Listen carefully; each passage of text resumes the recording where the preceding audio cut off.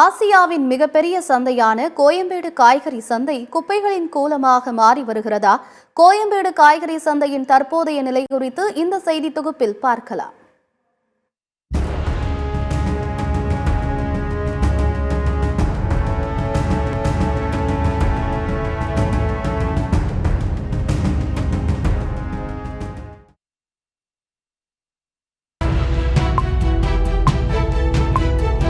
சென்னை என்ற உடனேயே நம் நினைவுக்கு வரும் இடங்களில் கோயம்பேடு காய்கறி சந்தையும் முக்கிய பங்கு வகிக்கிறது. ஆசியாவின் மிகப்பெரிய சந்தை வளாகமான கோயம்பேடு சந்தையில் காய்கறிகள், பூக்கள், பழங்கள், உணவு தானியங்கள் என ஒவ்வொன்றுக்கும் தனித்தனியான இடங்கள் ஒதுக்கப்பட்டு செயல்பட்டு வருகிறது.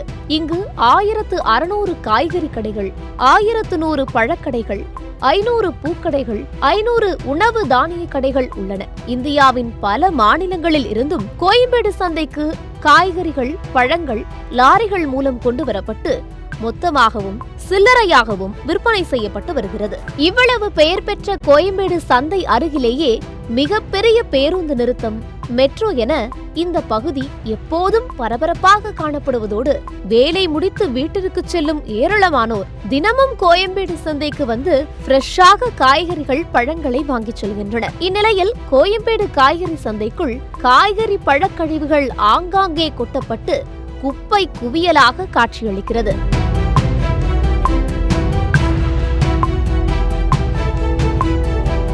வெளி மாவட்டங்கள், வெளி மாநிலங்களிலிருந்து இறக்குமதி செய்யக்கூடிய காய்கறிகள், பழங்கள் விற்பனைக்கு எடுத்து வைக்கப்பட்ட பின்னர் தேவையற்ற பழங்களும் காய்கறிகளும் ஆங்காங்கே கொட்டப்பட்டு சிதறி குப்பை கூளமாக கிடக்கின்றன. இவ்வாறாக சிதறி கிடக்கும் காய்கறிகள், பழங்களை சிலர் பார்த்து எடுத்து அதனை சாலைகளில் குறைந்த விலைக்கு விற்பனை செய்கின்ற அவல நிலையும் உள்ளது. கோயம்பேடுல வந்து தொழில் பண்றோம்.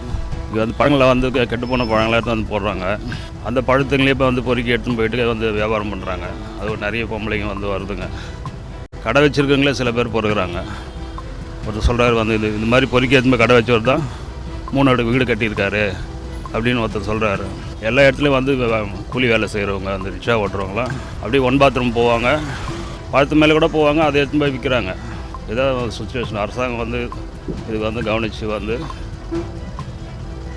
தக்க நடவடிக்கை எடுக்கும். இவ்வாறாக ஆங்காங்கே சிதறி கிடக்கும் காய்கறி கழிவுகளால் ஈக்களும் கொசுக்களும் உற்பத்தியாகி சுகாதார சீர்கேடு ஏற்பட்டு வரும் நிலையில் கோயம்பேடு சந்தையில் கழிவறை வசதி இருந்தும் அதனை பயன்படுத்தாமல் சிலர் பொது வெளியில் சிறுநீர் கழிப்பதால் அந்த பகுதியை கடந்து செல்ல முடியாத அளவிற்கு துர்நாற்றம் வீசுவதால் நோய் தொற்று பரவும் அபாயம் ஏற்பட்டுள்ளது. இது ஒரு புறம் இருக்க, கழிவறைகளும் சாப்பாட்டு கடைகளும் அடுத்தடுத்து இருப்பது பொதுமக்களை முகம் சுழிக்க வைக்கிறது. அது மட்டுமின்றி சந்தை முழுவதும் கால்நடைகள் சுற்றித் தெரிவதால் காய்கறிகள், பழங்கள் மீது கால்நடைகளின் எச்சில் படுவதால் நோய் தொற்று பரவும் அபாயம் ஏற்பட்டுள்ளது.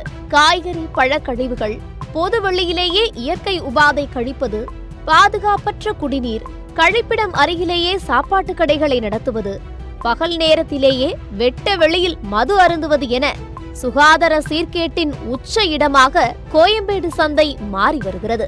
இப்போதே சந்தை இப்படி என்றால் மழைக்காலத்தில் சந்தையின் நிலையை நினைத்து கூட பார்க்க முடியாத அளவுக்கு மோசமாக இருக்கும் என்பது பொதுமக்களின் குற்றச்சாட்டாக உள்ளது. ஆசியாவின் மிகப்பெரிய சந்தையாக கருதப்படும் கோயம்பேடு சந்தை குப்பைகளின் குவியலாக மாறும் முன் அரசு அதிகாரிகள் முறையாக ஆய்வு மேற்கொண்டு கோயம்பேடு சந்தையின் சுகாதாரத்தை உறுதி செய்ய வேண்டும் என்பதே பொதுமக்கள் மற்றும் சமூக ஆர்வலர்களின் கோரிக்கையாக உள்ளது. சத்தியம் செய்திகளுக்காக ஒளிப்பதிவாளர் ஆலன் பீட்டருடன் செய்தியாளர் மாயாவதி.